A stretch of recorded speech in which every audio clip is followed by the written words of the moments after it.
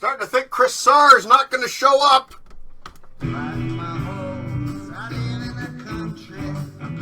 Starting to think Chris Sarr isn't around tonight.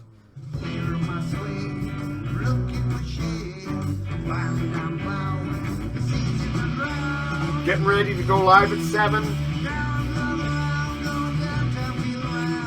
This is called Intenso. This one's called Intenso.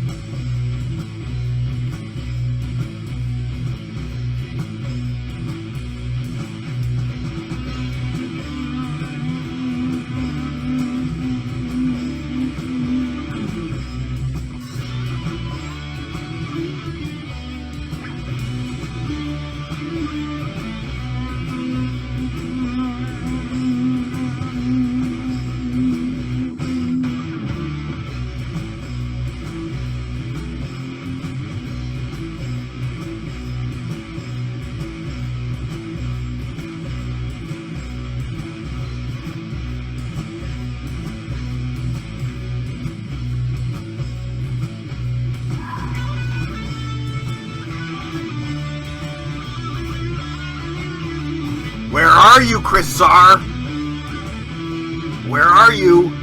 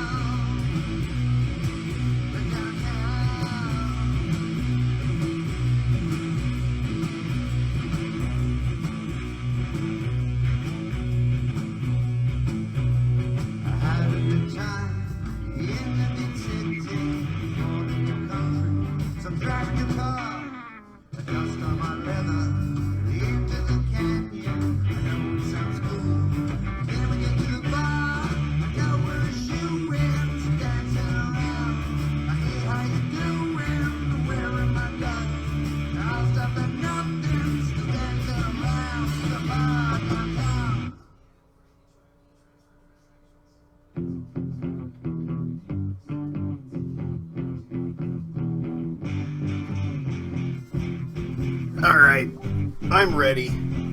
I'm ready. Oh, is that Chris Sarr messaging me right now? Let's see. Yeah, it is.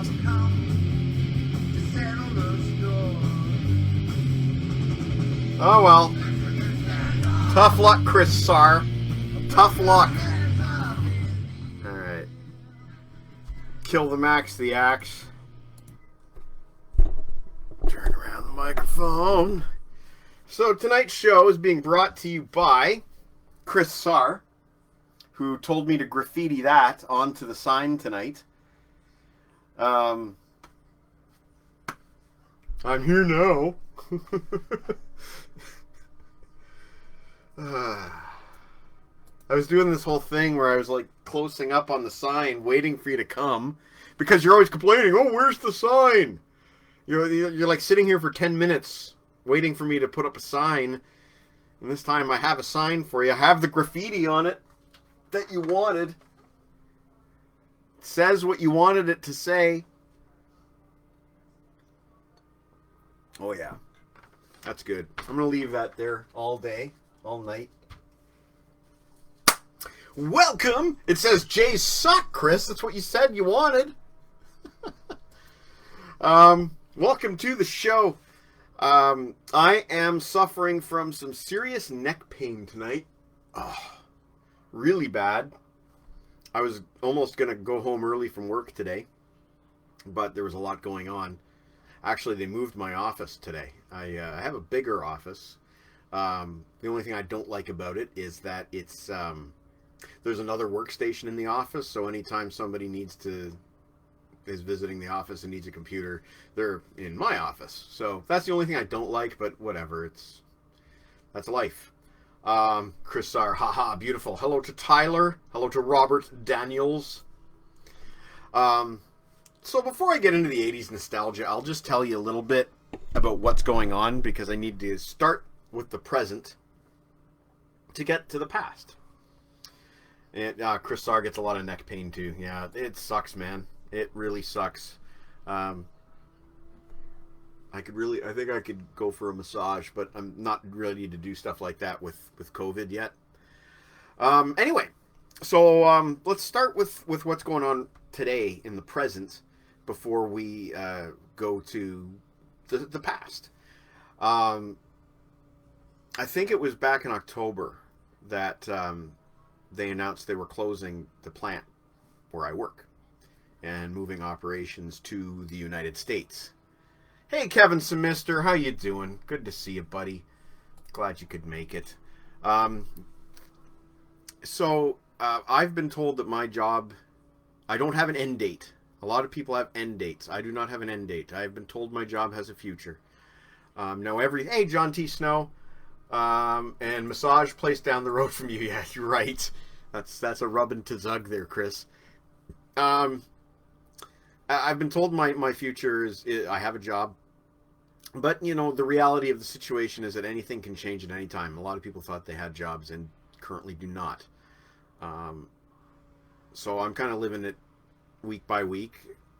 I should have a job at least until the end of the year, and hopefully beyond that. But it's been a stressful time. It's been a very stressful time. And back in January or February, I was really starting to feel myself starting to crack. I don't do well in the winter at all. This is where me and my buddy Aaron differ very much. He loves the winter, and I'm one of those people that I don't understand why anybody likes winter. Tyler, yeah, my latest hire kept me for a week and then dunked me. Oh, man.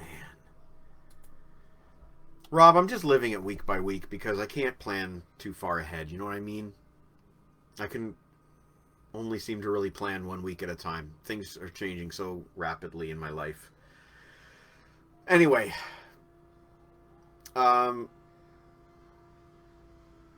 it's been a tough time, and back in January, February, I kind of felt my mental health starting to slip a little bit. A lot of stress, a lot of tension. And I've learned over the years to be more proactive when it comes to mental health. So I asked around, and I got a recommendation for counseling, for a place to try. And I've checked out their website, and I really liked what I read, and I liked their location.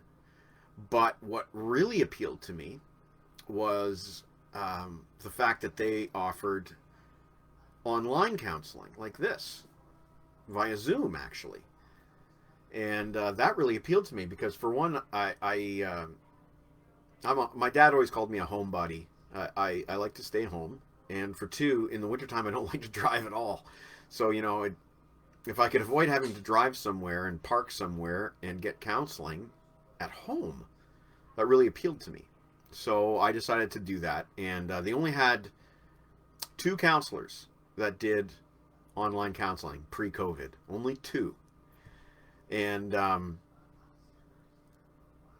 there's a choice between a male and a female, and I chose a female because I have an easier time opening up to females. That's just who I am.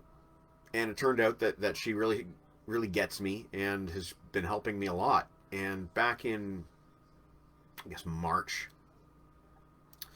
started going over a lot of anxiety and whatnot. COVID had just started, and I was talking about anxiety and how I had a panic attack in a line at a store when this first happened.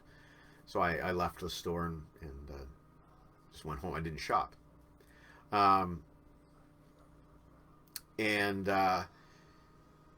I can't remember how dots got connected, but she took me back to like a childhood place, you know, and a lot of childhood trauma and stuff that happened in grade school, and I've talked about this a lot on my site because this is my present day stuff, and at that time I was actually starting to really go on a nostalgia trip through the 80s anyway. It just so happened because a lot of the music I was listening to, you know, the VHS archives, for example. I have all these old videotapes, you know. I've been converting all these old videotapes to YouTube, and watching those music videos in those sequences with those VJs, the exact same recordings that I had when I was 15, 14, 13. The memories flooded back like in unexplainable ways, and you've been reading about it all year. This is what I've been writing about, and this is what you've been reading about. And you know, a large, and I'm gonna warn you right now. Have tissue just in case, because this is gonna get emotional for me. Coffee. Need some coffee.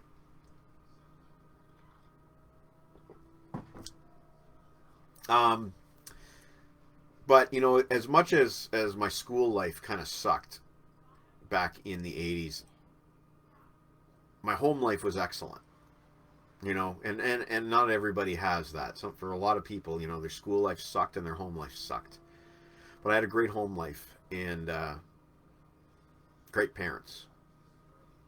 Lived in a great neighborhood. I'm starting to get emotional. And you know, growing up on that street, I was so fortunate. I grew up with across the street a kid named Rob Sabo.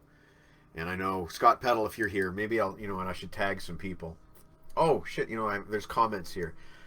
Being broken, locked into a room in a home is mentally destroying. The human mind is not built for that isolation. That's 100% true. Tyler, that is 100% true. We're not prisoners. We're not built to be prisoners.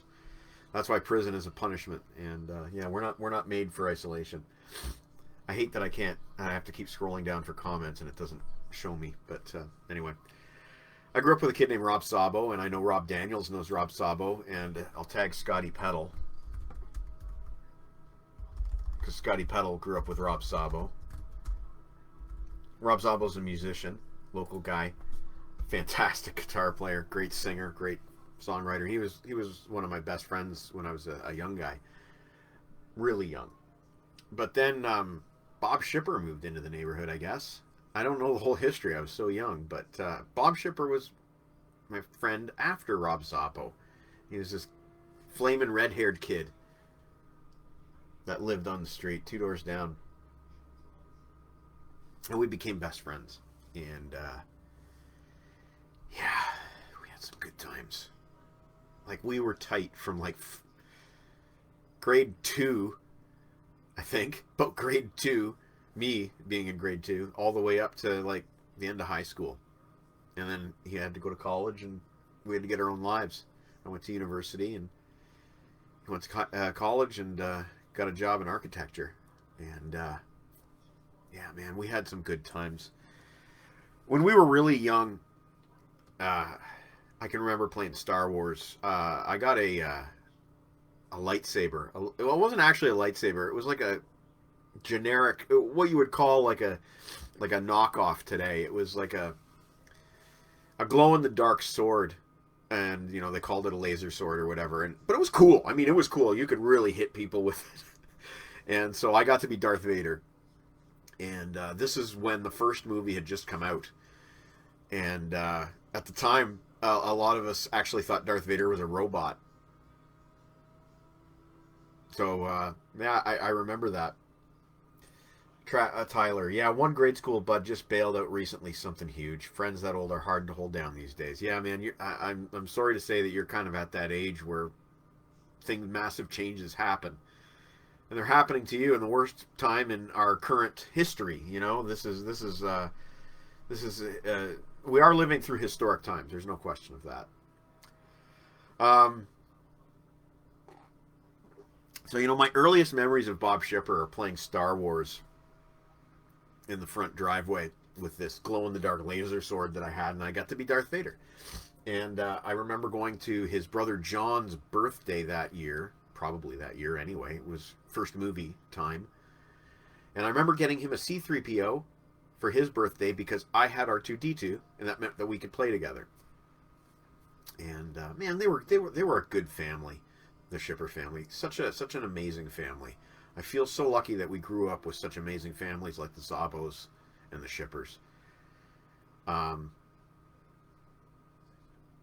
yeah, where was I?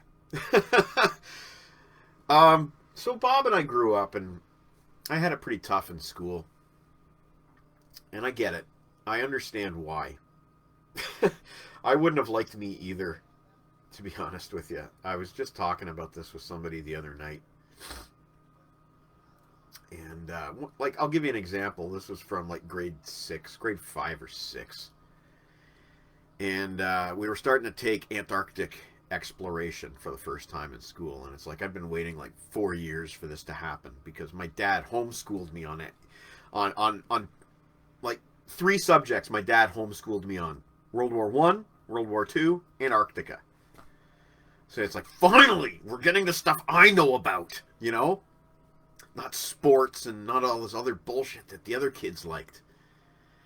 And I remember being the kid in class that you would have fucking hated because, you know, every time the teacher mispronounced a name, I'd raise my hand.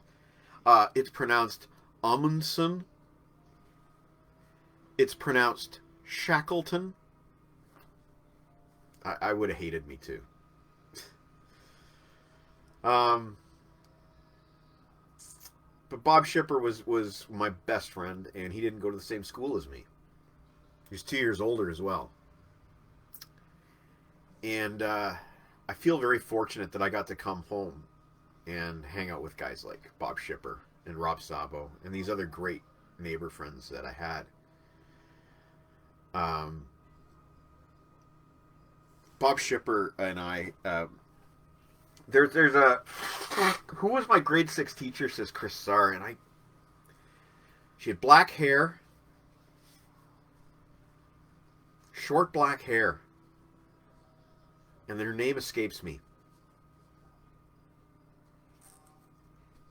I cannot remember. That's funny. All the relatable history stuff I had to learn myself. Though I guess given my drive to learn about other topics ended up driving me towards the history of wars. Well, it's funny. We had different routes, but we ended up at the same exit. Anyway, so I was a bit of a, I don't know. I was definitely a misfit, but I was a know-it-all and not good at sports and stupid as far as social, being any kind of social person. I was so stupid. I couldn't, cripes, I couldn't figure out how to talk to girls until I was in my 20s.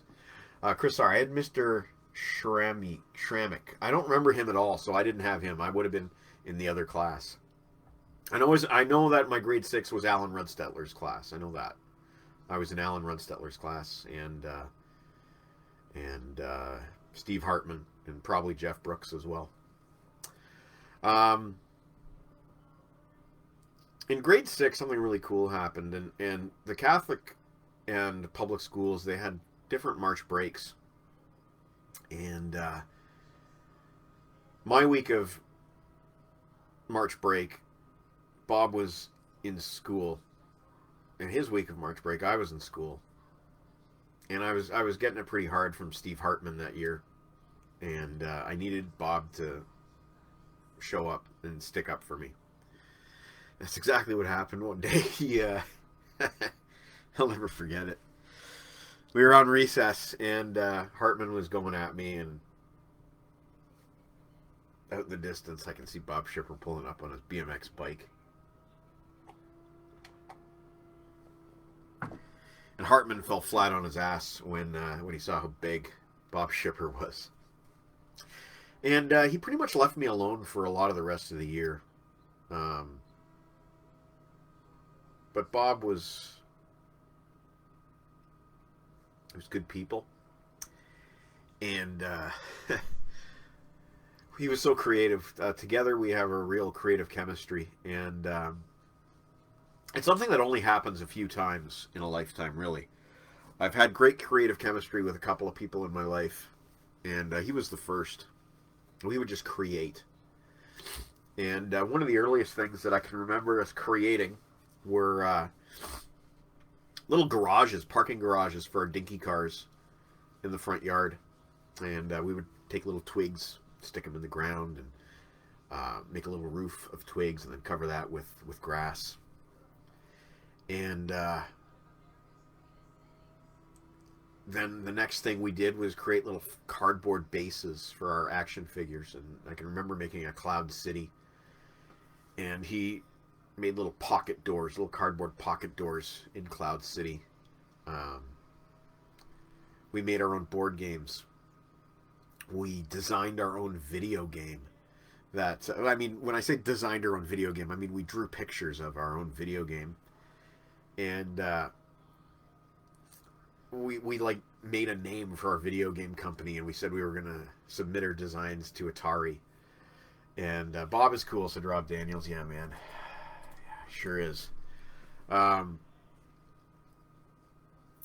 Yeah, so we had all these dreams, and another thing we said we were going to do is when we became rich and millionaires from our video game enterprise, we were going to buy the entire neighborhood, the entire street. We were going to buy it. We were going to bulldoze everything except for his house and my house. We'd take a bridge, covered bridge, and connect them in a tunnel. And we were going to build a helipad and swimming pools and parking lots and everything you could imagine. Everything you could possibly imagine we were going to build in our old neighborhood. But we weren't going to leave our old neighborhood, and we wanted to live separately but together with these two houses that were connected by tunnels. And you know, that was we had so much fun drawing. He would come over on a Saturday morning, and we would draw all morning. I would go to his house on a Saturday morning, and we would draw all morning. I still have a lot of the drawings, a lot of them. And later on, as we got a little older, he introduced me to rock and roll. And one of my first memories of that, actually, no, you know what?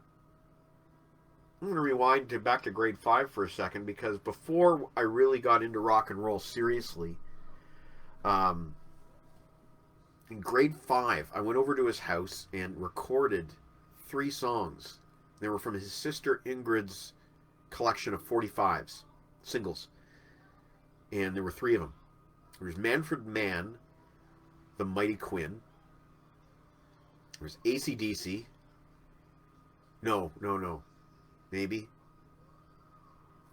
Okay, my memory's getting a little hazy on this, but I know Manfred Mann, the Mighty Quinn, was among them, and I think Dirty Deeds Done Dirt Cheap might have been, but I'm not.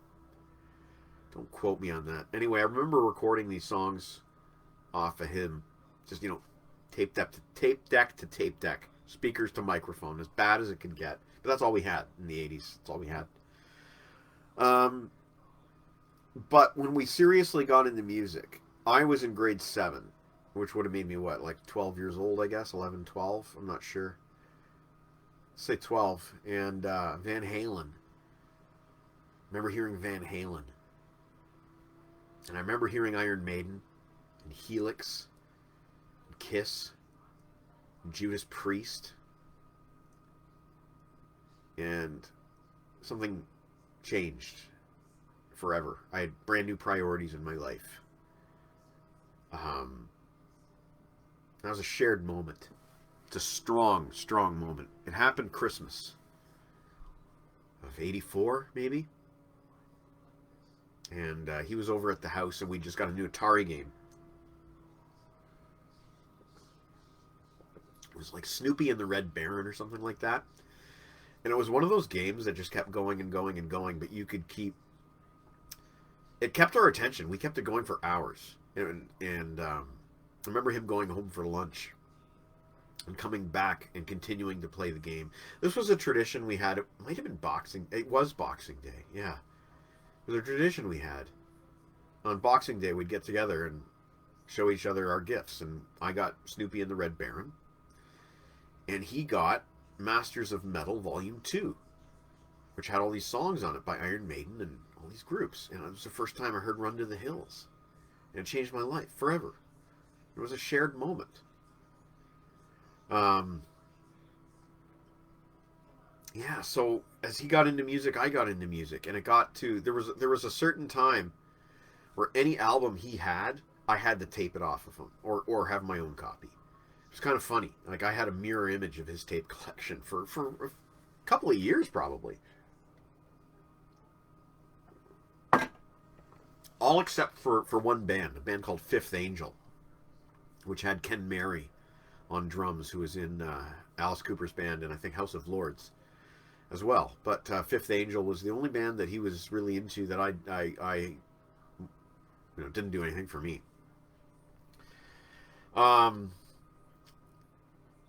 But Maiden and Wasp were two of the earliest bands that Bob got me into. I recorded stuff off of him. I recorded Power Slave. I recorded the first Wasp album. Stuff like that. Again, speaker to microphone. As bad as it gets. I need to take a break. I'm sorry. This is an unusual live stream for me. I'm kind of different from the last few. I'm sorry I'm umming so much.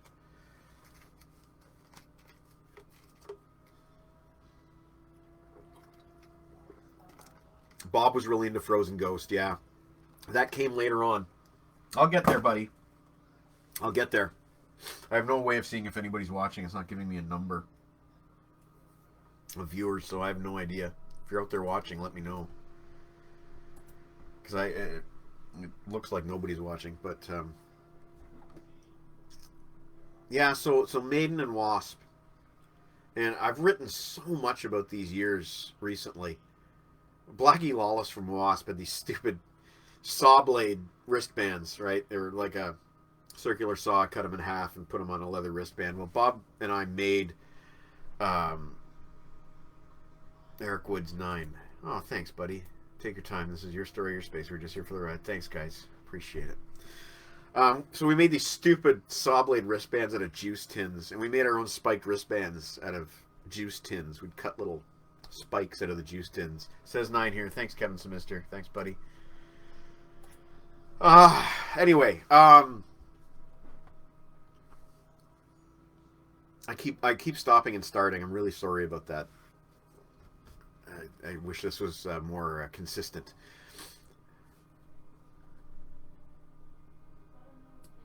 Oh, Maiden, Wasp, and they were my favorite two bands. My first favorite two bands. First was Wasp.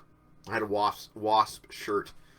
I remember buying it at a rock shop at Stanley Park Mall. I remember I still have somewhere, maybe even nearby.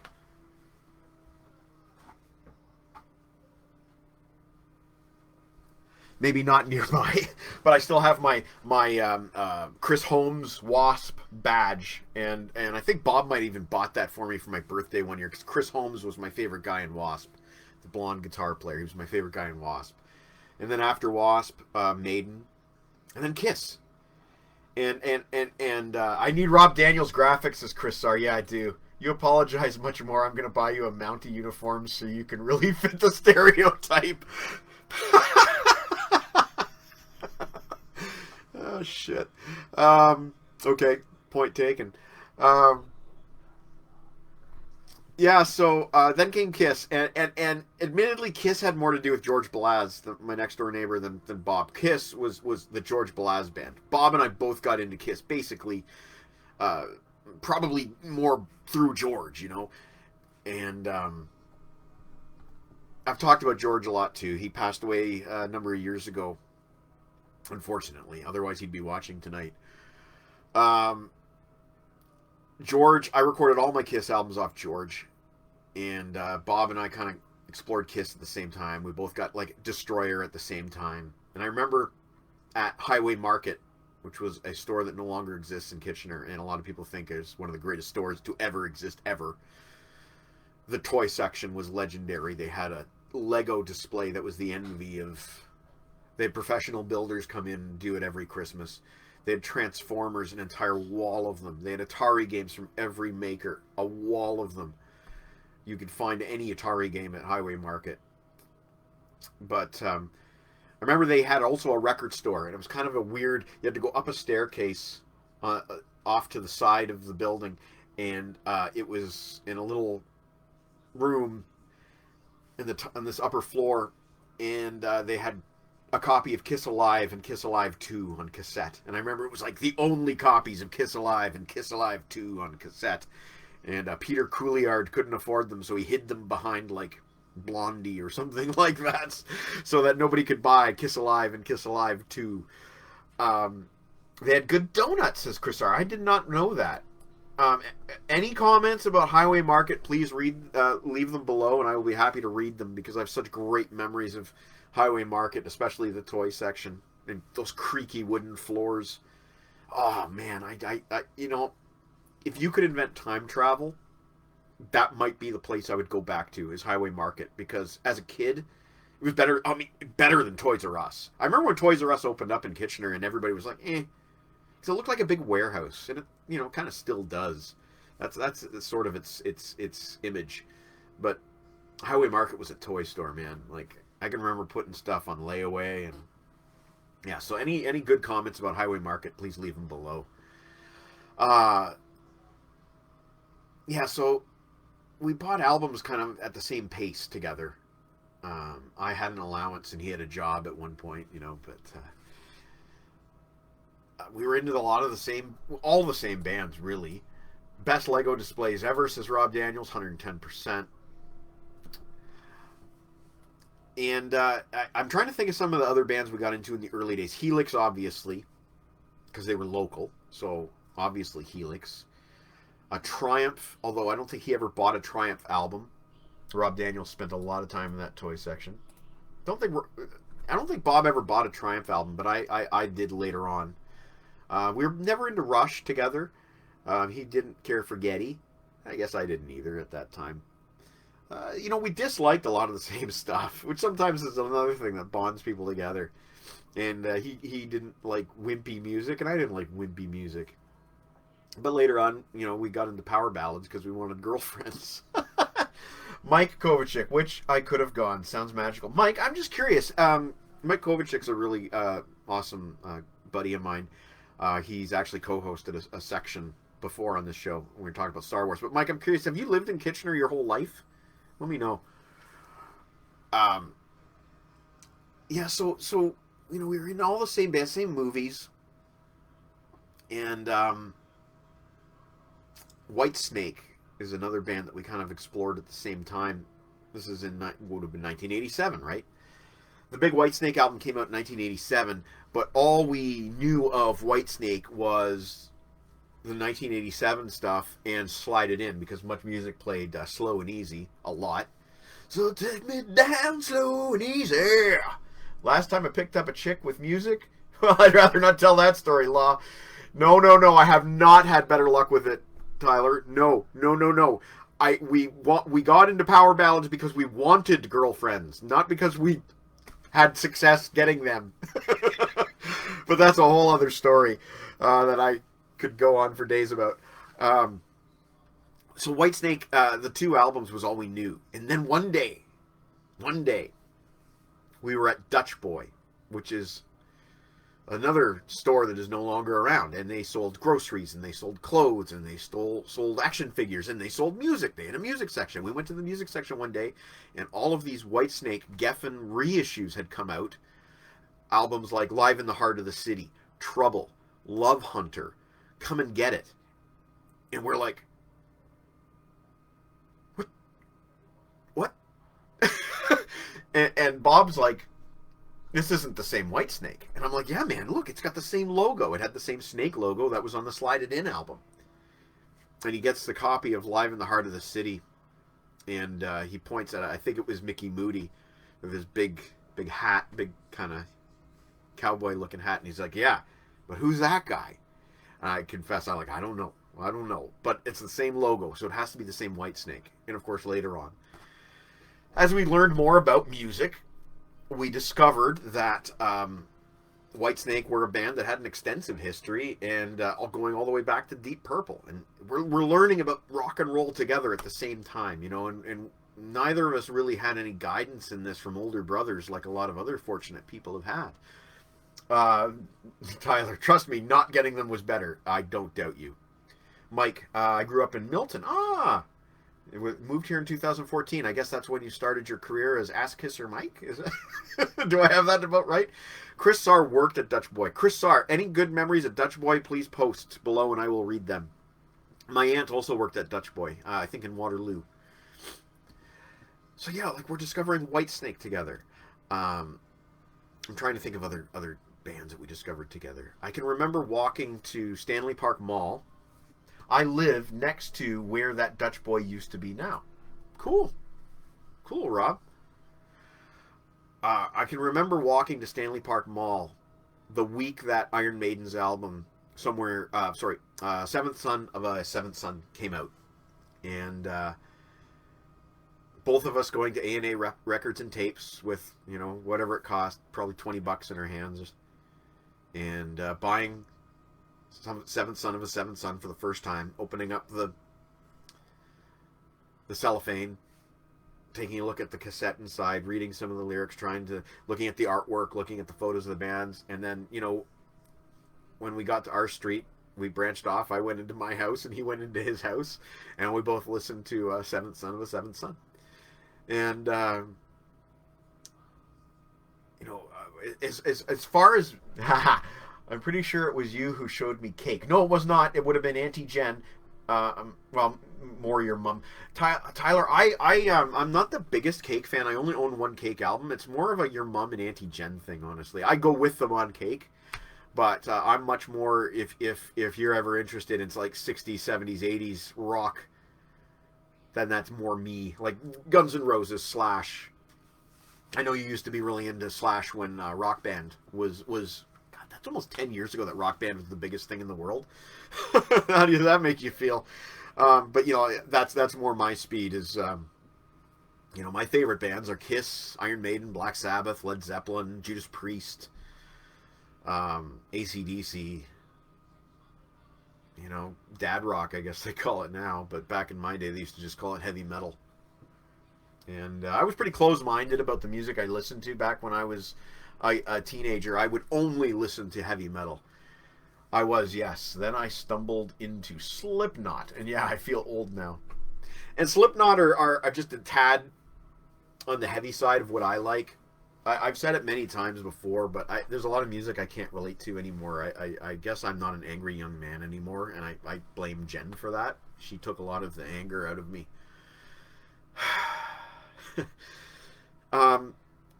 Other bands that we got in together. Well, you know, the main thing was he listened to a lot of Q107, and you know, I think he heard a lot of songs on the radio when he was at work at Harvey's, which was it is a burger joint in Canada. It was one of his earliest jobs, was working at Harvey's. And I think he got a lot of his rock from Q107. I got a lot of my rock from Much Music's Power Hour. And I tended to more introduce him to new bands because of my access to the music videos. I would record them, and then at some point I would call Bob and say, there's a great new band called House of Lords, or whoever. And he'd come over and watch the video, and he'd do this, you know, one of the... Um, and I can remember later on there was one band that we disagreed on. I've never been pure metal. Can thank ELO for that. Yes, yes, Harrison. Hi, it's nice to see you. Nice to see you, Harrison. In '89, out came Skid Row, and this is going to show how uptight I used to be about stupid shit. They're like, Skid Row, this new rock band. I hit record on the VCR, and Youth Gone Wild is playing.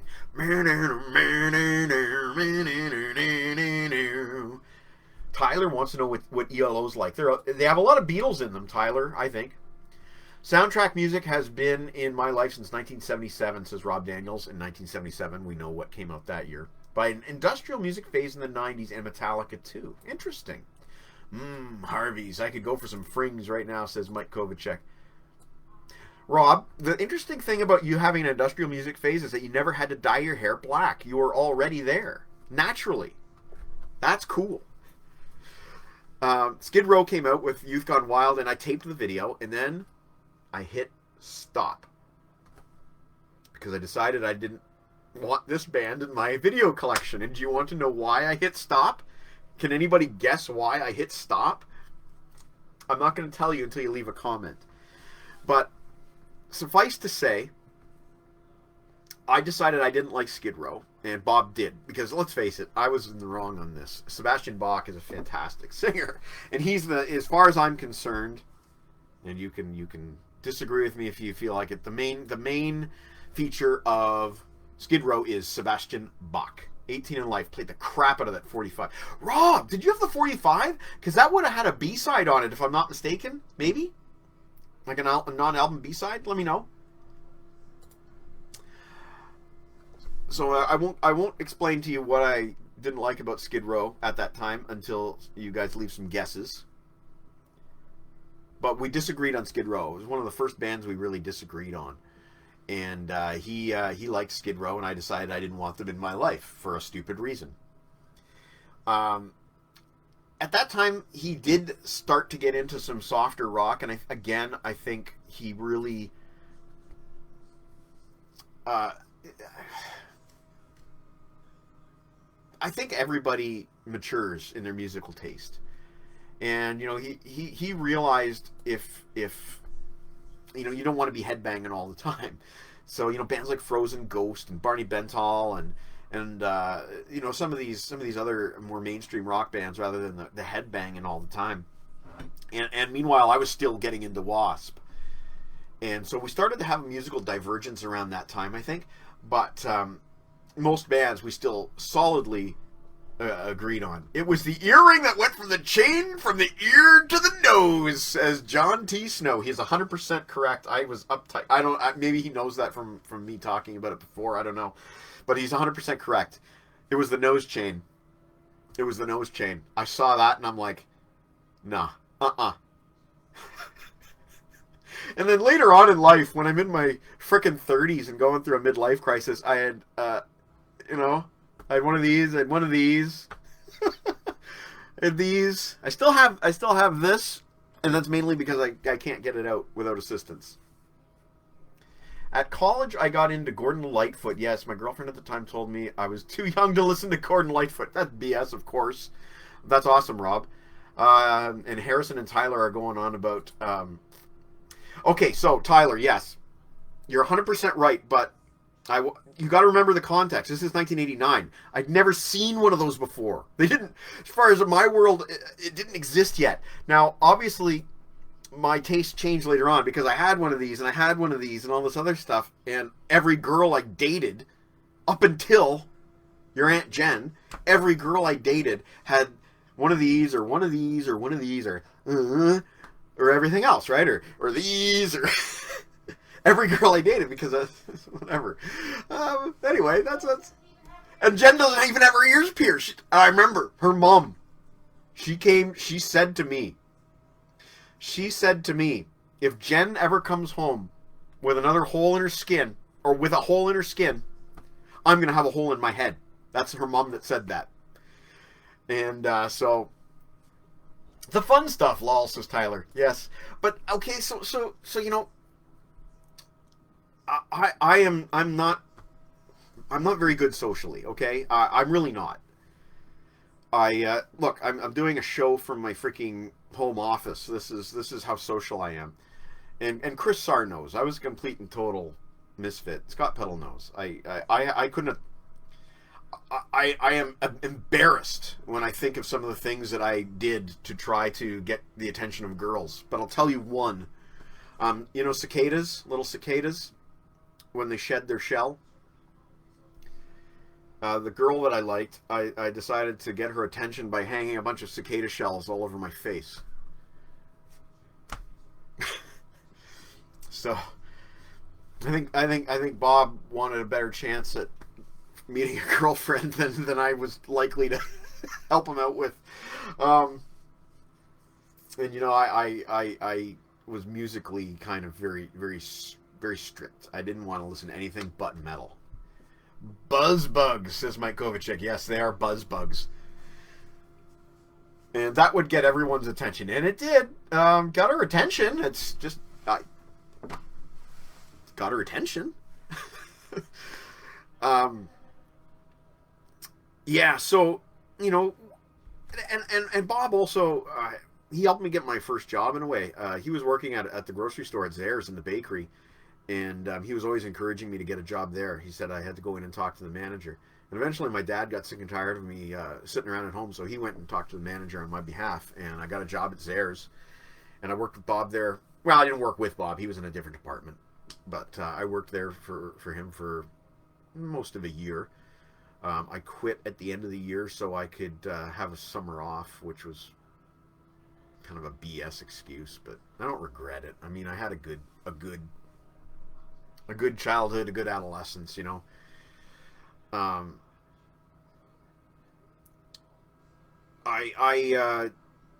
was very much interested in going to Wilfrid Laurier University to study history, or study something of that nature anyway. And Bob was more interested in going to Conestoga College. And I remember that I really missed him a lot the first year that he wasn't there at high school with me. Rob was gone, I think, a year before that. Rob Daniels was, I think, gone a year before that. But I missed him a lot. And, you know, I didn't see him as much, of course. And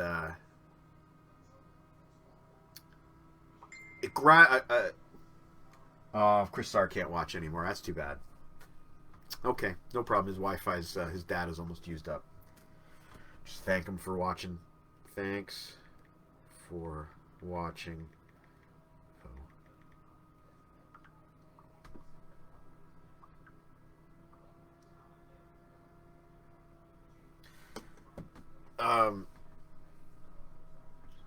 Sorry, I lost my train of thought.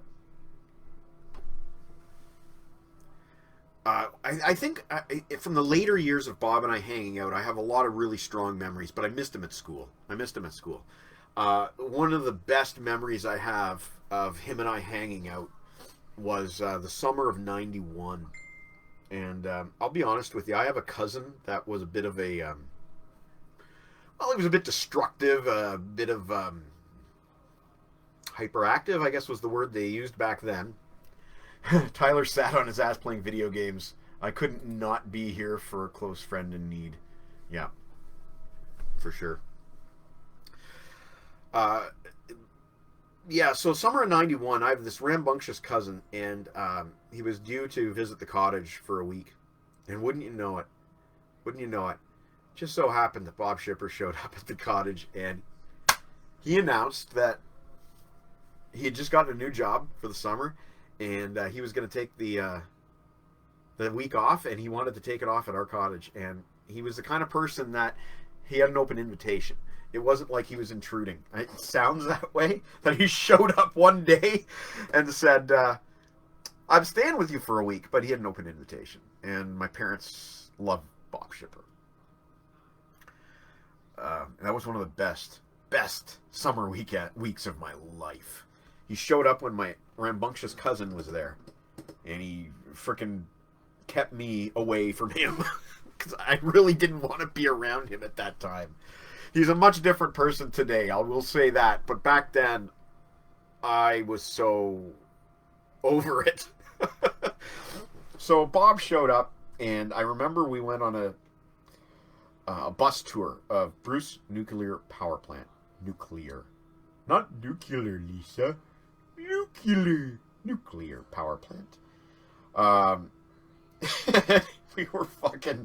We were such assholes. We were the two guys in the front of the bus that are basically cracking jokes at everything the tour guide says. And I remember Bob, they're explaining to us that there's a wildlife preserve on the grounds of the nuclear power plant and they have deer. And Bob goes, "Yeah, look, I see one of them now. That one has 3 eyes." Or something of that nature. That one has 2 heads. And we thought we were hilarious. Like, we thought we were the most hilarious people in the entire world. But I look back now, and it's like, if I was sitting in the bus with us 2 in the front, I would have fucking hated me. I would have hated him. Another thing we did that summer is there was this rock out on the water, and it was just below the water line, but you could stand on it. The water was just cresting over it, and we found it. We went out in the canoe and we found it, and we were jumping off the rock and diving off the rock, and that was another great thing that we did that summer. And it was the summer of extreme.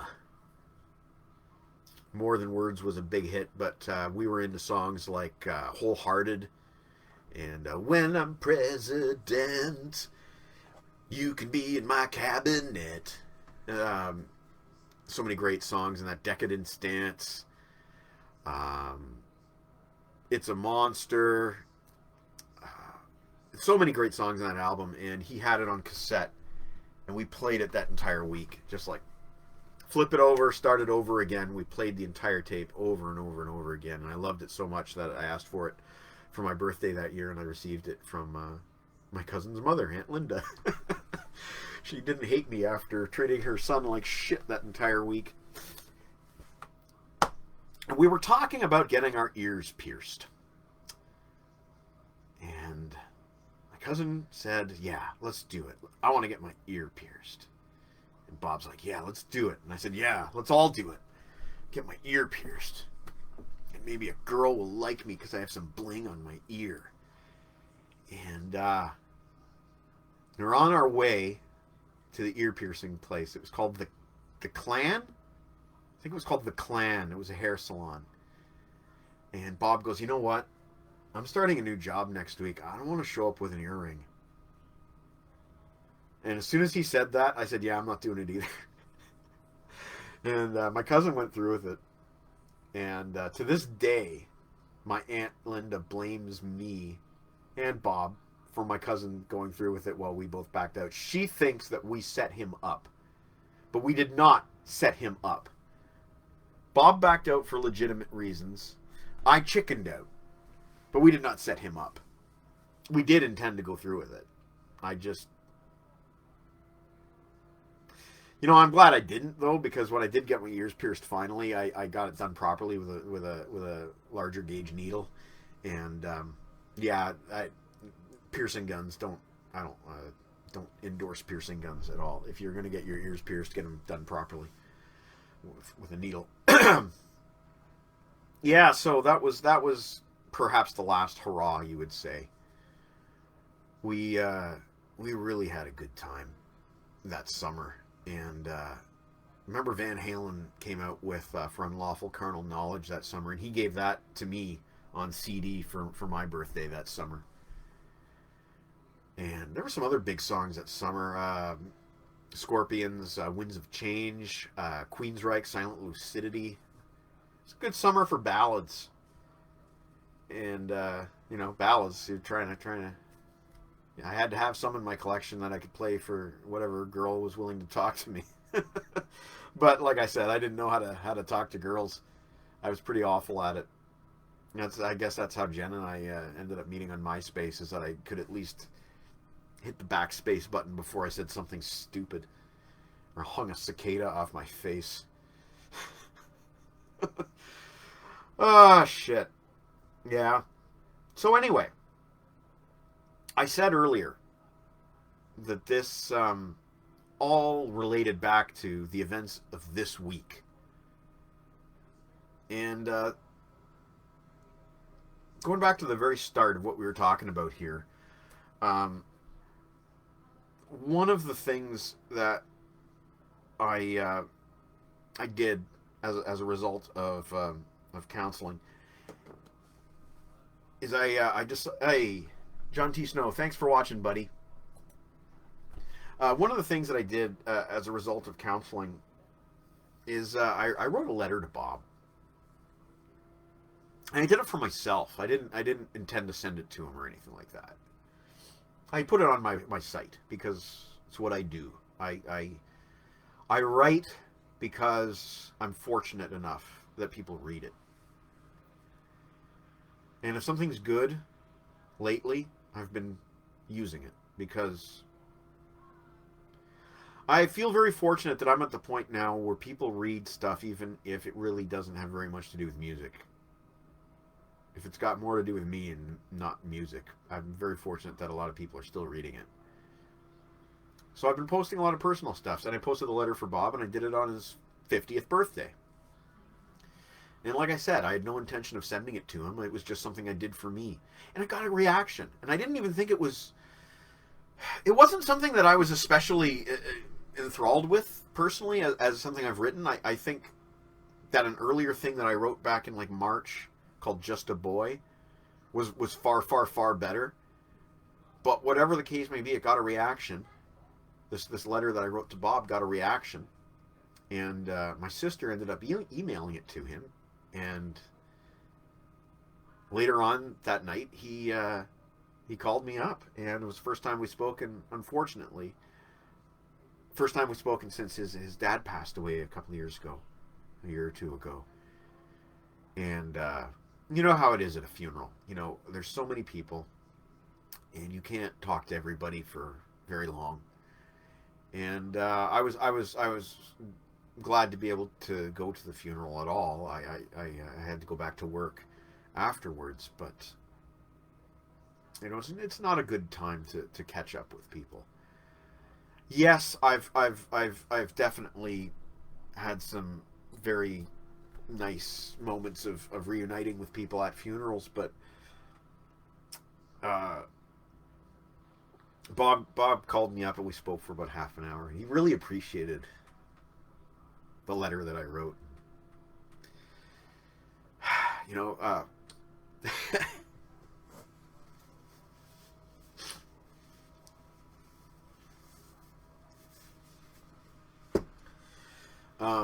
it was really nice catching up with him because when I look back, we had the best childhood that anybody could have asked for. We grew up in the golden years, the late 70s and the early 80s. You know, we had Star Wars, we had everything good.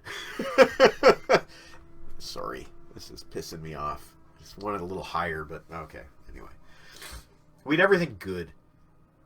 It was a good time to be growing up, and it was a special neighborhood. And it was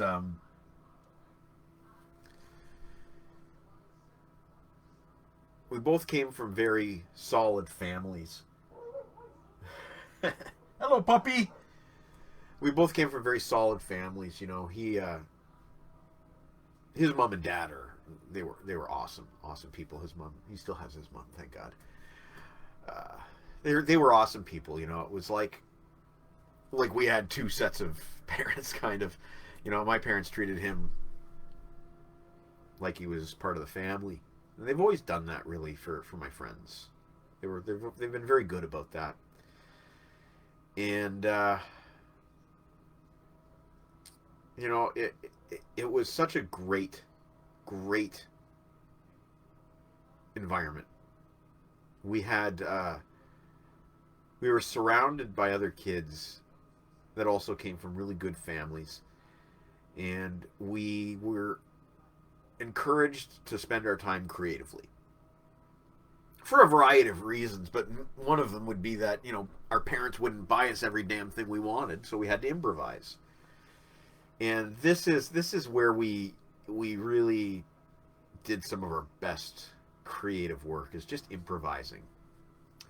Back then we did tapes, and I think I have these tapes still around. Yeah, I do. Some of them, anyway.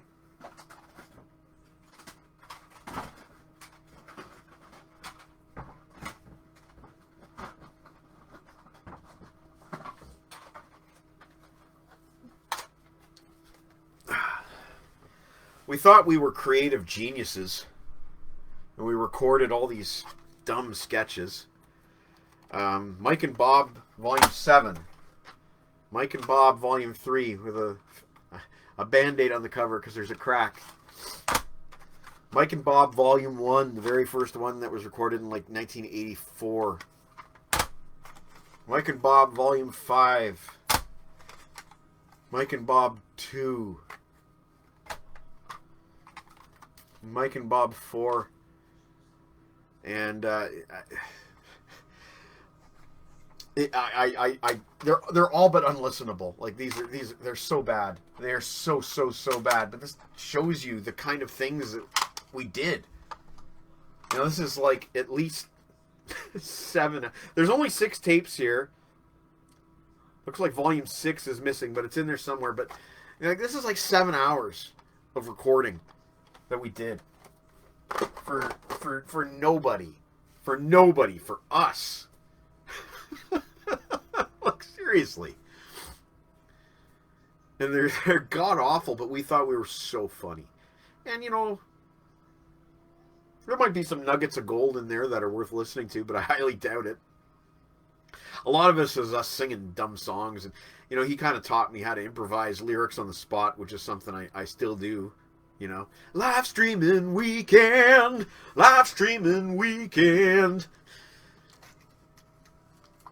And, you know, in high school, we started trying to form a band. It's so stupid. We didn't try to form a band. We bought guitars. He was first. He bought a black guitar. Really, really nice one, as I recall. Dude, you did not make the stream easy to leave today, but I have to. I'll be watching the rest later this weekend. Thank you, Kevin. He bought a black one, so that meant I had to buy a white one by contrast. And he came up with the name Paragon for our band. And it meant it's because we were the best. You know, we were supposed to be the best, so that's why we called it Paragon. We never wrote any songs. We never really played together because neither of us could really play. What guitar did you get? Mike, I don't remember. Man. It wasn't very good. I have some photos of it somewhere on my website. I can show you the photos. It wasn't very good. It was like a generic whatever. And at one point, I left it leaning in the corner on a bench, and it was still plugged in, and my sister tripped over the cord, and the guitar went against the bench, and the neck cracked. I bought a Flying V Kramer shortly after that. Rob, I know what you mean. I have hours of radio shows on tape. One day I may make a compilation and play it on my show. Yeah, you have years of radio show on your tape. Yeah. Sorry, so we had these guitars. He had an amp. I had an amp. And I remember he had an Iron Maiden back patch on his jean jacket. It was the Power Slave back patch. And one day he cut it off of his jean jacket and sewed it to the front of his amp. He was always modifying things. And of course, that back patch muffled the sound of the amp, but it didn't matter. It looked fucking awesome. But we were always modifying things. I can't remember how he modified his tape deck, but he did something to it. He had wires soldered. I think he might have had a way to hook it up to external speakers or something like that. Something crazy. And we didn't always have a microphone available, so sometimes we had to plug in an external speaker and use that as a microphone, which didn't give you a very good sound, but that's what a lot of these tapes were recorded on. I think back and I wonder, you know, let's imagine for a moment that we had access to the kind of technology that I have in the palm of my hand right now. But back then, like, we never had camcorders. All we had were tape decks, and they weren't very portable. Like, I'm talking about a very heavy, I believe it was a Sanyo with detachable speakers. It wasn't the kind of thing you could really comfortably carry around with you and record things on.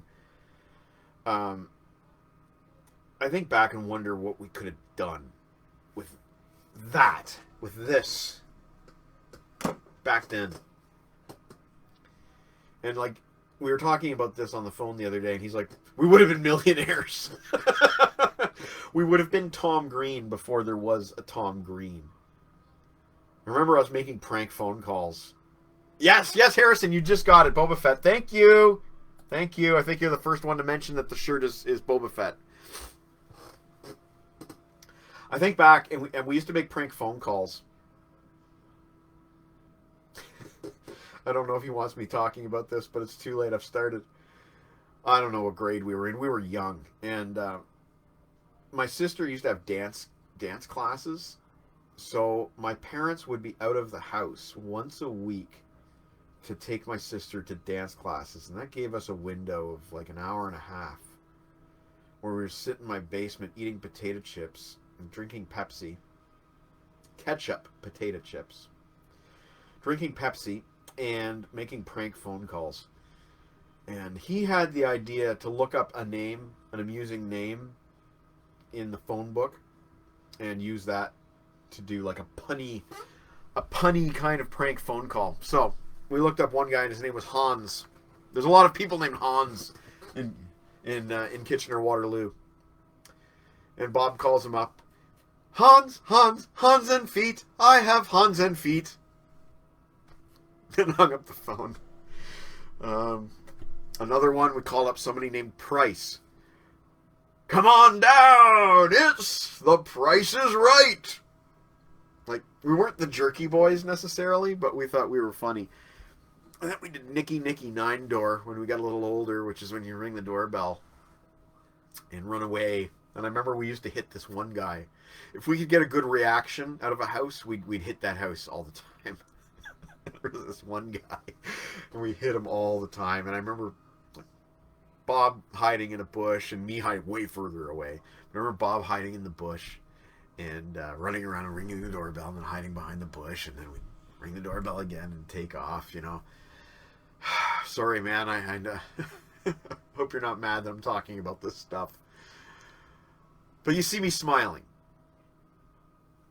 is the point. You see me smiling. This is harmless fun that we had.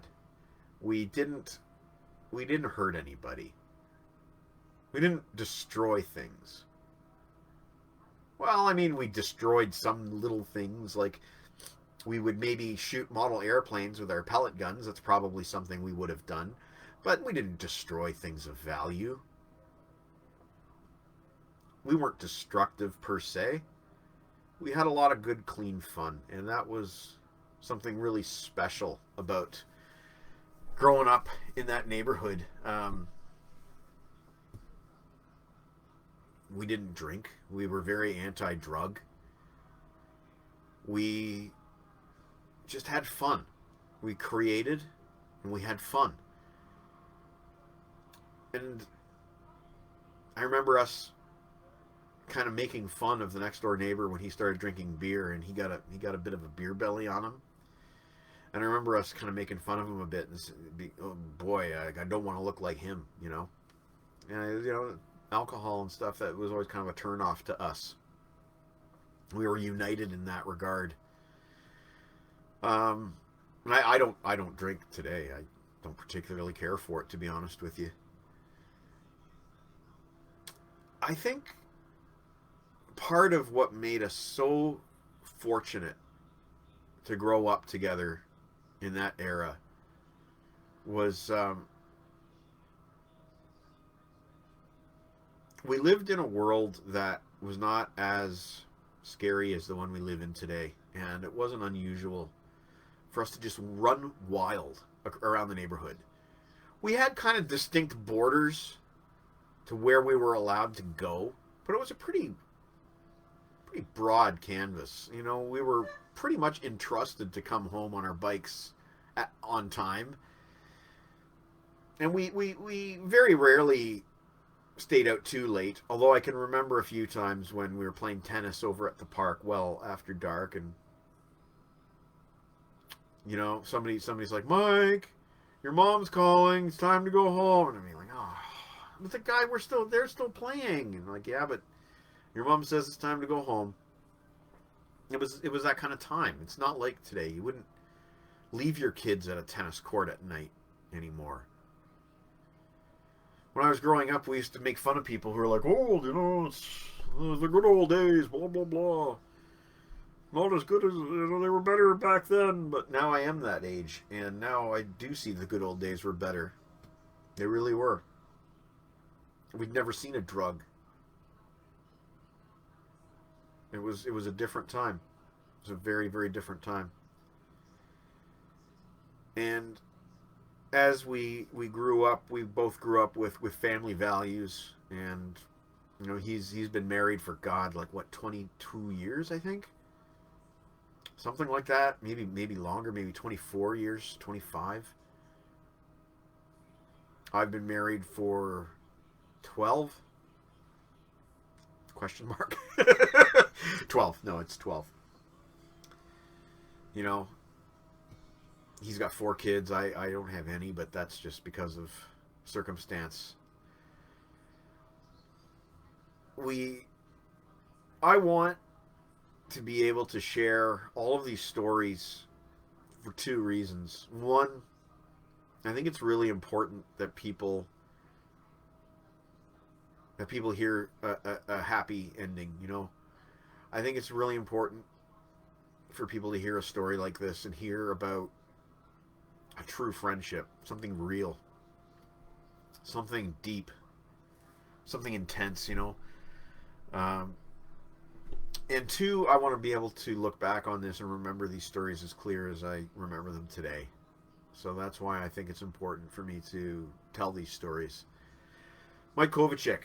My buddy used to work at this old gas station in Milton, and he'd work by himself. So I would stop in as teens to hang out as he worked. There was this old payphone there, and we would, oh my God! Okay, I got to tell you about this one. Dial random 1-800 numbers to see who I would get. Using a thick southern accent, I got this lady one time who was convinced I was an old friend of hers named Virgil. We talked for a good 5 minutes. Okay, so when I started working at the record store, which was 94, I had a really good friend named Aaron. And Aaron was a bit younger than me. He was kind of like a little brother to me in a lot of ways. I never had a little brother. And I really enjoyed hanging out with Aaron and teaching him about rock. And we ended up becoming friends because I actually dated his older sister. And then when she dumped me, we were still friends. I was still friends with him. He really liked me. We became friends. But Aaron introduced me to the 1-800 numbers. He's like, call this one, 1-800-LOVE-GOD. And somebody, 1-800-LOVE-GOD. And you know, Aaron would fuck around with him for a few minutes. Yeah, can I talk to God and stuff like that. And there was another one, 1-800-BUM-DART. But we would try different things. Like, what would be a good 1-800 number? 1-800-BUM-DART. And of course, you call 1-800-BUM-DART, and it was a real thing. And one of my fave people in the BGO days is Sherry Hayes Michelson. Oh, well, you too. You were always good to me. You were always nice to me when somebody else was not. Somebody else in the BGO days had favorites, didn't she? I was not one. Certainly not. I was not a favorite. Yeah, so Aaron and I would hang out at the mall before my shift at the record store and be like, Hey Greg, how you doing? It's been years since I've talked to you. I still have a Harem Scarum DVD that Greg sold me back in the olden days. Uh, yeah, so we'd fuck around with 1-800 numbers. This is what we did for entertainment, although that was the early 90s at this point. 1-800 Love God. Yeah.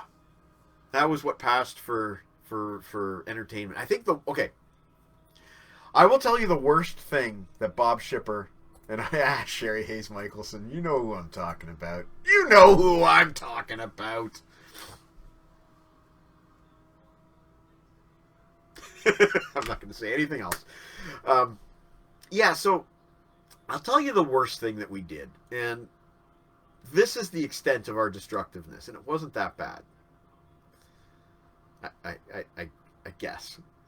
There was a school nearby, and that school was having their lawn completely redone. So they had these big strips of grass, sod laid down. And Bob and I decided that we were going to... Sherry Hayes Michelson knows who I'm talking about. We were going to fuck around a little bit with the lawn. So we pulled up the sod and some of the sod, and we spelled the letters fuck on the front yard of the school with sod. That was the most destructive thing that Bob and I ever did. Actually, there was one other thing. And this one, it's not bad at all, because the only thing he was destroying was his own property. He had an old bike, and he decided it would be fun to destroy this old bike, so we decided to throw it off the roof of the school. That was actually fun. It didn't destroy as well as you'd think it would have, but it did destroy. But like I said, that was his property. He could do with it whatever he wanted. That was fun. We had so much fun. There was another time, I wasn't there for this one. I only know it by legend. But they were at the school playing catch. And somebody threw the ball, either Bob or his brother John. Somebody threw a ball. George Balaz was supposed to catch it. But instead of catching it, he chickened out, he ducked, and the ball broke a school window right behind him. How'd you get onto the roof of this school? I was not capable of climbing to the roof of the school. I didn't have the upper body strength, but Bob and George did. And they would find tennis balls and frisbees and everything up there. There was one spot where you could do it. There was like a little bit of a fence where you could kind of climb up and get a hold and then pull yourself up onto the roof. And that was how he did it. And then for climbing down, they would basically just jump off the roof, just hang off and but they did it. I remember them doing it. Anytime we lost a ball on the roof, which was frequent, one of the bigger kids had to go up onto the roof and retrieve the ball or frisbee. Yeah, I was always envious. I was never able to climb that roof. And then they got rid of the little fancy area that allowed you to get a boost up onto the roof. They got rid of that. Another thing we did was coming home from the store at night, the convenience store. We would walk through the park where the school was, and we discovered they left their doors unlocked at night. So we would walk around the school. I'm like, hey, cool. Look at that locker. Look at that classroom. We didn't take anything. We didn't destroy anything. We just walked around and looked. And sometimes buy a pop from their pop machine. They had a pop machine in their school. My school didn't have a pop machine. Their school did. So that was cool. What, pop machine in school? That's cool. And one night, Bob and I were walking through the school, and a janitor was there and saw us. And we were like, holy shit! I took off. I fucking bolted. I was chicken. And Bob's like, he stayed. And the guy's like, hey, what are you kids doing? You get out of here. And Bob's like, okay, but can I buy my pop first? And the janitor's like, yeah, okay. So Bob goes to the pop machine, puts in his coins, buys his pop, says thank you very much, and we left. And they started locking up the school after that. That's as destructive as we got. That's nothing. That's nothing. We had so many good times, and it was all pretty innocent stuff. Man. So yeah, going back to the very, very, very beginning again. I went I went to talk to the counselor because I knew that I was having trouble with stress and whatnot this year, and it led me on this incredible journey of nostalgia. And it's really important to me to acknowledge the importance of this one person in my life. You can see that these are the greatest times that a kid could have, and we were so lucky. And I'm so fortunate that I had that. Something not everybody has. And I'm glad that I can share it and write about it. And hopefully other people get enjoyment out of this. I think also, in a lot of ways, what I'm doing today in terms of my writing and everything else that I do on the side, videos and audio recordings for Sausage Fest. It's all very much rooted in the old days and what Bob and I used to do together. We made videos. We made Mike and Bob's Excellent Cross Kitchener Adventures. And we made stories. We wrote stories, fiction. We created entire fictional worlds. We decided we were going to create our own kind of toy line, kind of like G.I. Joe, but more street oriented, more gang oriented. And we called it Death Team. Death Team! I have a binder full of Death Team drawings. Army men and gang guys and aliens, everything. And while you can see that we both had not extremely different, you can see that we both had different styles. I couldn't quite copy him. But you can see so much commonality as well. We're definitely interested in the same things. Rob Daniels, have you thought about writing a book? Is that you who would go to Toronto on your record find days? Yes, that was me. I myself and a different Aaron, another Aaron, not the one I was talking about earlier, go to Toronto, not this year, but we go to Toronto on record find days. And Rob Daniels, have you ever thought about writing a book? I consider what I've written online to be my book. It started out with the intention of it being a book, but I was encouraged by two people, my sister and Craig Fee. By those two people, I was encouraged to put it online instead, and I don't regret that. Nope, don't regret that. Sherry, yep, that was me. I think you could write a book. I think I have written my book. I think my book is written. I think it's already done. I think it's up there for everybody to read. The nice thing about the way I've done it versus a book is that I can put music videos and pictures and some chapters of the book are videos, and I think that is my book. I think I've already done it. I don't know if I could. I could edit it, modify it, shrink it, adapt it to make it as a book, put it in book form. But what would be the point? Who'd buy it? Oh, Harrison Kopp, yeah. Harrison Kopp brings up a good point. Johnny Cock was supposed to be my original pen name for when I wrote the book. And the reason I wanted a pen name was because I was afraid that the The old boss at the record store was going to sue me.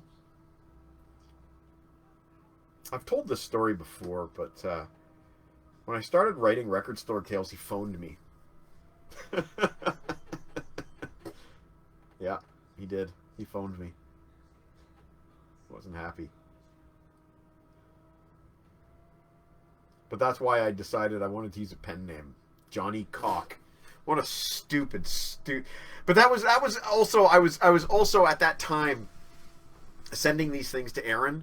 Not the same Aaron as before. This is Aaron from Keeps Me Alive.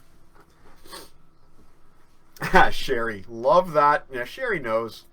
Sherry knows who I'm talking about it. Rob Daniels would buy it. Yeah. I don't know. Rob. I don't know. I feel like what I do right now is a money-making proposition. I don't make a lot of money, but I do make money. I don't lose money on what... I don't lose money on what I'm doing. Even paying for the domain, I don't lose money on what I'm doing. So I'm currently in a money-making proposition. If I put out a book, I think that would be...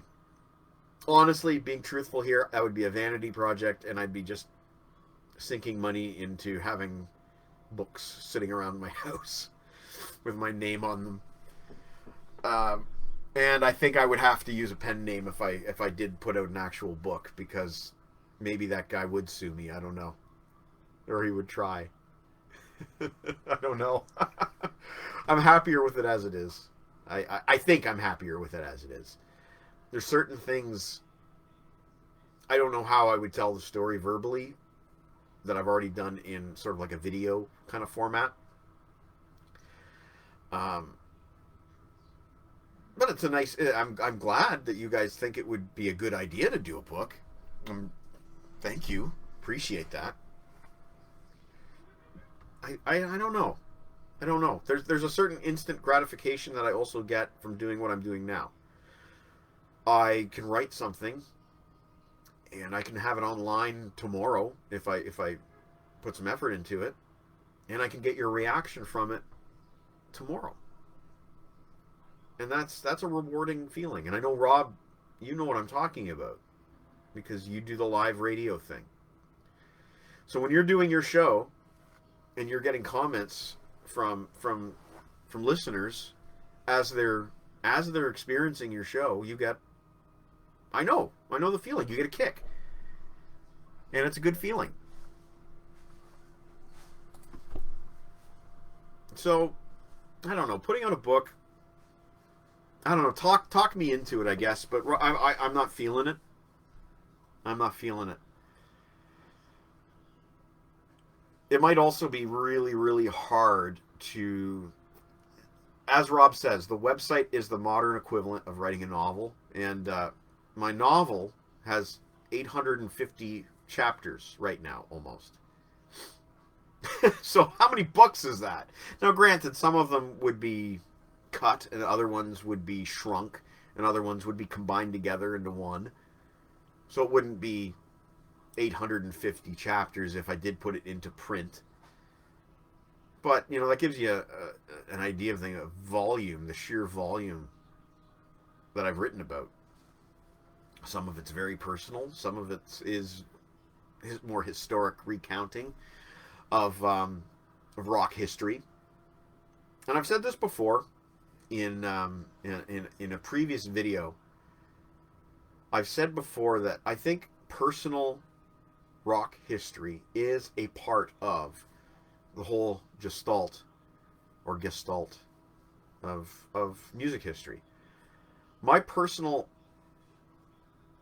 stories about Iron Maiden or Kiss or Judas Priest are part of those bands' histories. Every fan's. I'm fortunate enough that I've been able to get them down into concrete. Like, basically, it's online. It's there forever, right? They say if it's online, it's there forever. Well, my story's there forever. If you Google Iron Maiden, Judas Priest, eventually you'll hit me on your Google search. Eventually, maybe 3 pages in, you'll hit me, and people find my stuff. And I've become a part of the overall music history because of that. And it's something that what more could I have wanted out of life, really, right? It's, music is my life.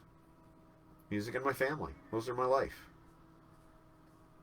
So, I don't know. That wouldn't have happened if I'd gone strictly just print. You can't Google a novel and have it give you the amount of coverage that I get. Just and most of it is through photos, actually, like my images on my blog. People will be looking for like Judas Priest photos, and they'll stumble across something that I've written, which is really, really cool. They stumble across it almost by accident. Harrison Kopp, with all due respect, a book seems like a lot of effort for not much. See?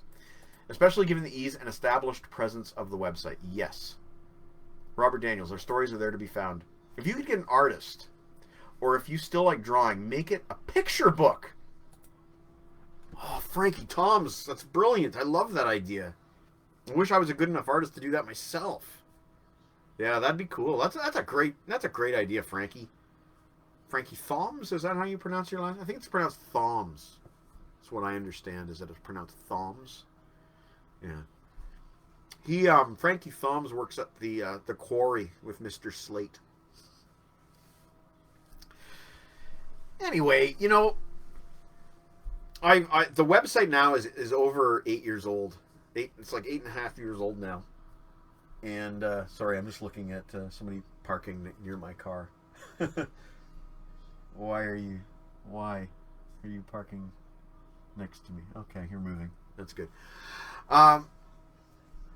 8.5 years since I started, and I can't believe it's lasted this long. I remember I thought I was running out of material when I hit like chapter 100 of my stories. Now I'm at chapter 840. But I also broadened the palette. I tried for the first like 2.5 years, the first 320 chapters, I tried to stick pretty strictly to stories related to the record store. And that's why it was called Record Store Tales. And I thought that was a good hook. Like, it could get people in. It's more thongs than toms, says Frankie. I thought that'd be a good hook. Like, people looking for music love record stores. They want to hear stories about wild encounters with customers, and they want to hear stories about insane bosses and all that stuff, you know. And I was right. People did like that. And then I decided, after I had thought that I'd said all I had to say about the record store, I decided to write an ending. Greg and I loved reading those. Thank you, Sherry. Appreciate it. I'm sure that there was a lot of stuff in there that was probably news to you.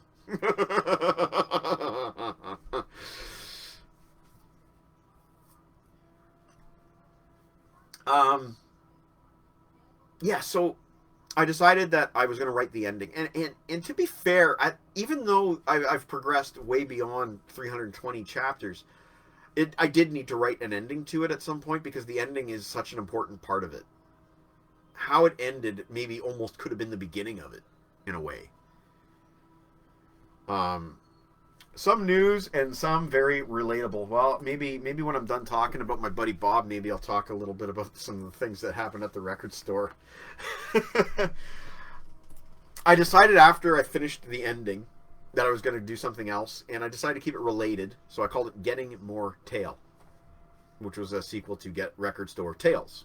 And Aaron from the Keeps Me Alive suggested that title, and I liked it and went for it.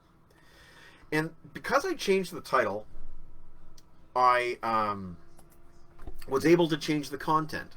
So by calling it Getting More Tale, I basically expanded the scope of what I write about to anything related to music. At first was the idea, anything related to music, and then it just became anything.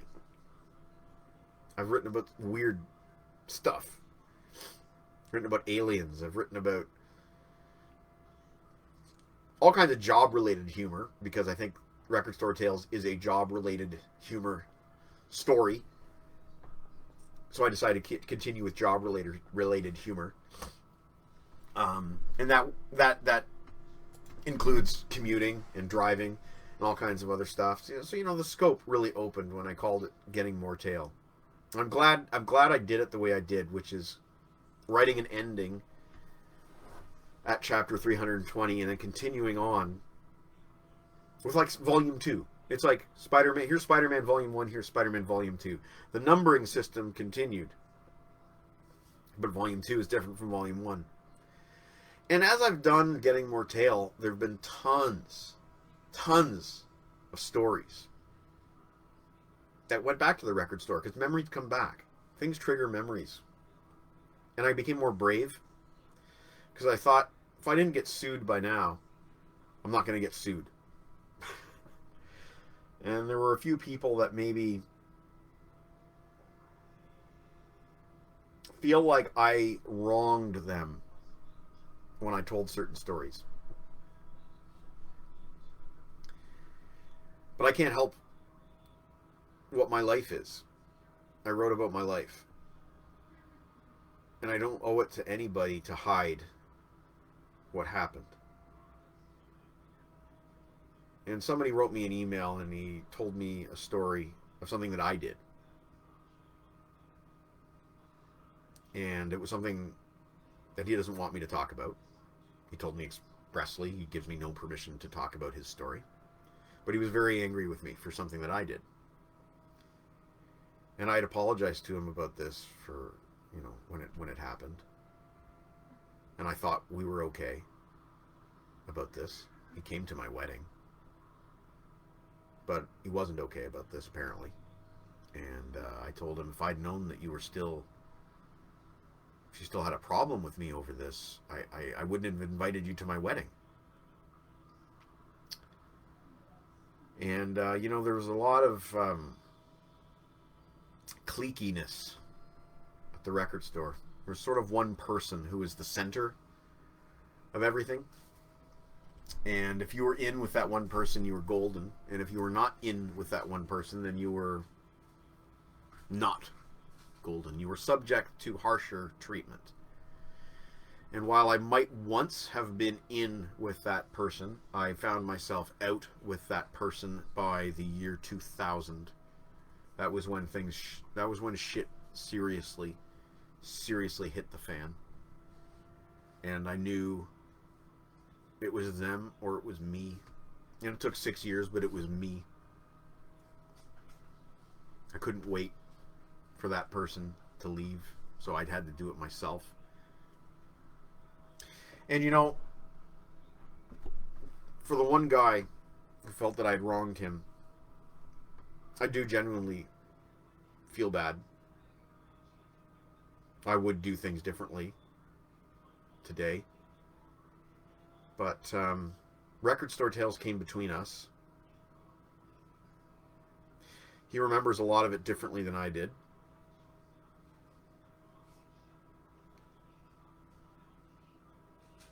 And while I can't allege to know his thoughts, I believe that he basically had to choose sides. And it's unfortunate, but I wish he hadn't read my stuff. I don't go out of my way to read stuff that upsets me personally. I avoid it. It's one thing I've learned over the years in my quest for better mental health is you don't go out of your way to read stuff that's going to upset you. And social media leaves many, many, many options for not reading stuff you don't want to see. So I'm very sorry for the incident that happened between us all those years ago that he was upset about, that he was upset with me about. I'm very sorry. Sincerely. But thought that we were okay after. And then it turns out we weren't okay. He had a lot of problems with me. And I don't know why he wanted to be a part of my wedding and all that other stuff, but that's life, That is life. I promised Sherry I would tell a story. So I will. I'll tell you a story. Um,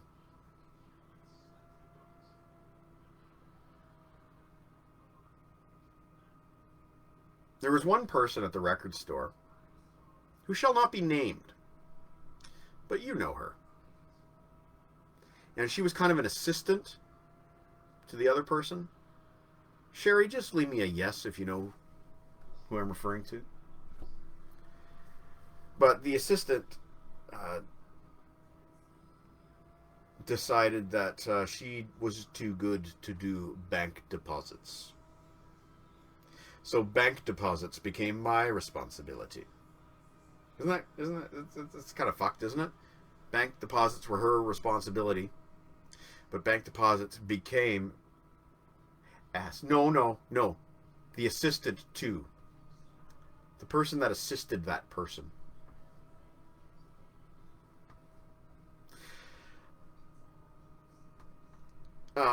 Yeah, so I don't know how that happened. How bank deposits became my job, but they became my job. This person was a store manager originally, like the rest of us. And she'd always told me that she was going to not be a store manager anymore within X amount of time, like a year, 2 years, whatever. And obviously. I don't want to say any more, Sherry, about the person to identify them. But she was a store manager like the rest of us, and then one day she got a promotion. And they told us that she is not your boss. She is there to assist you, but she is not your boss. If you need help doing a store display, she will come to your store and she will do your store display. If you are short a person for a shift, she will be a floater. She will come and work that shift. But she suddenly became a boss. Suddenly she's doing my store inspections. Suddenly she's telling me I have to do bank deposits. Something was fucked up there. And instead of like one person who was a problem, there was now an extension of that one person. It's like a gang. And I was not in. They wanted... it's not like I wasn't welcome, but I didn't want to be in. I wasn't being treated very well by some of these people. And in December of 2005, I'll just give you a rush version of the ending. And incidentally, this is the ending that really, really, really pissed off the one guy. In December 2005, I think I had like 2 days off in the entire month. And Jennifer, my beautiful wife, was dating me at the time, and she was in town visiting me, and I had a Sunday off. And I thought it would be nice if Jennifer and I went to go have breakfast with my parents at a local restaurant. And we did. It was fantastic. And we came home, and there was messages waiting for me on my answering machine. And I knew instantly, without having to play them, that they were going to be the record store, and it was going to be a crisis. And it was. So, get on the phone with the record store. What was wrong? Well, there was a power surge, and the power surge blew the computers. And they had no ability to do sales or purchases or anything other than doing it purely manually on a notepad. And the monitors were somehow fucked up, and they were displaying sideways, which I didn't know at the time, but that's easy to fix just by using your mouse in Windows, but we didn't know how to fix it at the time. So they had the monitor tipped over on its side, and this is in the middle of the Christmas rush. So I spoke to the store, and they said, we need you to go to Office Depot and buy us some receipt books so we can do the sales manually. So I did that. Went to Office Depot, got the receipt books, drove to the store, and there was they called in some help as well. And I stayed at the store for however long I stayed, maybe an hour. I'm not sure exactly. I don't remember anymore. But I stayed at the store The situation was well under control at that point. There was nothing else I could do, so I went home. I came in the next day, and I balanced the books from the previous day, and we were within, not very much, like a buck and a half or whatever. We balanced the books from the previous day. I got the monitor right. I fixed the monitor. I got everything fixed. And then the boss, this person that I have not very good memories of, walked in. And she proceeded to tear me maybe 2 or 3 new assholes for not being home on Sunday morning. Let me repeat what I just said. I got yelled at by my direct superior at the record store for not being home on Sunday morning. I was out having breakfast with my wife-to-be and my parents. And I received the scolding from hell. Sherry, I guess you didn't read this chapter, did you? You didn't read this chapter. And she said to me, you have to keep your personal cell phone on at all times from now on. This is my personal cell phone that I purchased earlier because I got lost on the way to Huntsville one time, and I didn't like the feeling of being lost on the highways without a cell phone, so I bought a cell phone. This is why I owned a cell phone, because I don't like getting lost when I'm on Ontario highways in places I've never been before. Does that make sense? Can you relate to that? That's why I bought a cell phone? Greg asked, where was she? Okay, so when my store had this crisis and I was not available to take the call because I was out at lunch, at breakfast with my parents and my wife-to-be, they called her. Well, she doesn't like being called on Sundays, I guess. So she called another guy to come in and work to help. To help out during this crisis that had happened at the store. And she gave me so much shit for not being available at that time, and so much shit for having my personal cell phone turned off. I don't even think I had it with me, so I only used it for emergencies, and gave me shit for I don't know, for not being there that day, for not working the rest of the day with the other 3 guys. They were already paying 3 guys. I don't know what she wanted me to do. The situation was well under control when I got there. I stayed until I was satisfied that the guys had it under control. I don't know what she expected of me. But I'd always had this scenario in my mind that I would quit if I felt that they were asking for something that was illegal or unethical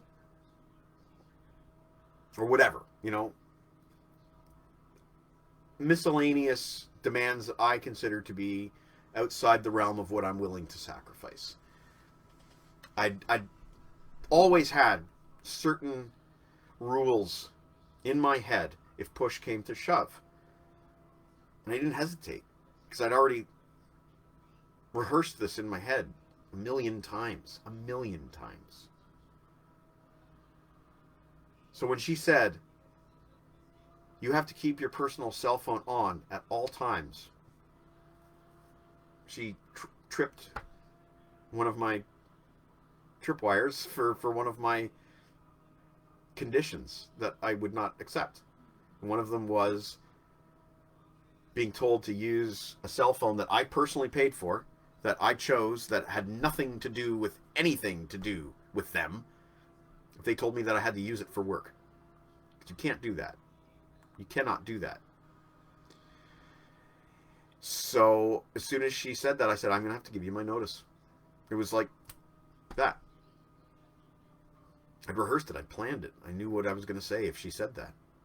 And it's funny that she said that I'd planned ahead for the scenario as if I knew it was going to happen. I did know it was going to happen. Obviously, I knew it was going to happen. And she said, well, you're going to have to write a letter of resignation. And she went into her office and slammed the door shut. And that was the end. I gave my 2 weeks notice, and that was it. My last day was, I think it was January 4th, 2006. And it was a life-changing experience. Getting away from that place was a life-changing experience. It had been a long time since I'd been in a non-bullying environment, because I think it was a good 5 or 6 years of bullying with this person, and I think Sherry understands what I'm talking about, and I think Sherry understands that using the word bullying is not an extreme use of the word.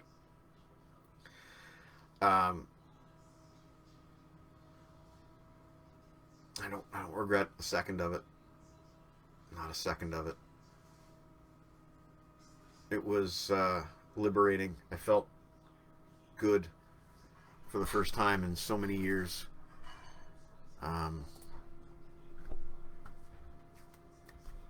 Yeah, life changed completely. I wouldn't have been able to stay with Jen if I'd still worked at the record store. I would have stressed myself to the point where we would have had to break up, because I've done it before in other relationships. Other relationships could not survive the record store. And I think Jen had a lot to do with me having the confidence to quit too. I knew that with her by my side, I would. I'm sure we knew the story, but just had forgotten. Wow, that's awful. But at least you got it alive. Yes, I did. I did get it alive. And you know, the funny thing is, and this goes back to the beginning of the stream. The funny thing is that I've experienced bullying twice in my life. The first time was in grade school, grade 1 through grade 8. And that was the first part of our stream where we were talking about Bob Shipper. And I experienced bullying again from 2000 and from about 2000 to 2006. And it felt identical. It felt exactly the same. There was no difference. There was no difference. Aaron one time asked me, was it bullying or was it just one person being an asshole for a period of time? And I thought about that, and I said, no, it was bullying. It was bullying. I have no doubt in my mind, and nobody's going to tell me otherwise. The thing about bullying is, a lot of the time, people will protect their bullies, and they won't tattle because they're afraid of repercussions. And that was me. I was afraid of my bully, and I wouldn't tattle because I was afraid of repercussions. I remember talking to my boss about this person and talking about how bad it was getting. I had a nervous twitch in my eye. It actually was this eye. I had a nervous twitch in that eye that wouldn't go away. And I remember talking about this person, and he said, well, do you want me to speak to her? And I in horror, I was like, no, please don't. Because then I'm afraid that she's going to come at me harder. And so I didn't do anything. I didn't do anything. That's my story. And the stream has gone on for almost 2 hours, and I can't believe it. It's time to call it a night. I have a big day ahead of me tomorrow. Let's see how many people are watching. Man, this has been a different kind of show, hasn't it? This has been a different kind of show. Just want to see how many people are watching before I call it a night. This isn't the kind of show that I usually do. I hope next week I have a co-host again. Hope Deke or Uncle Meat are around to co-host, because I'd like to do a change of pace next week, do another bunch of lists, something more music, something more less emotional. But It's not telling me how many people are watching, which is unfortunate. I want to see how many people are watching. I'd like to see that before I go. I remember that time, says Mom. I don't even know what time we're talking about anymore. My head is spinning. So good to see you, says Sherry. All the best from Greg and I. Oh, 9 people are watching. That's pretty cool. That's pretty cool. Thank you. Thank you, everybody. Heartfelt. Good to hear stories. 9. Thank you. I'm gonna have a hard time sleeping tonight. It's not easy after. I mean, I'm exhausted, but I'm also like mentally I'm charged at the same time, and yeah, I'm gonna have a hard time sleeping tonight, which is unfortunate. So, but maybe that's good news for Rob, because Rob, maybe that means I'll still be awake when Visions and Sound is on at midnight. Rob, why don't you quickly plug Visions and Sound tonight so I can tell everybody what you got going on. And I should also tell you, Rob, I wanted to wear my Cinematic Sound Radio shirt tonight, but I can't find it. I can't find it. It's buried under a pile of laundry. But I hope I get my Visions and Sound shirts in the mail very soon. Frankie Toms told me he got his Visions and Sound shirt or shirts. I'm not sure how many he bought, but he got his Visions and no, sorry, it wasn't his Visions and Sound. He got his Obscure Scores. He got his Obscure Scores shirt, which is the same one I got, and Frankie Toms got his in red. So Rob, why don't you talk about what you got going on tonight for your show, and then I will. I got to get some dinner. I can smell. I think Jen's made craft dinner actually, which I could go for some KD right now. I love me some KD. She makes it almost as good as I make it.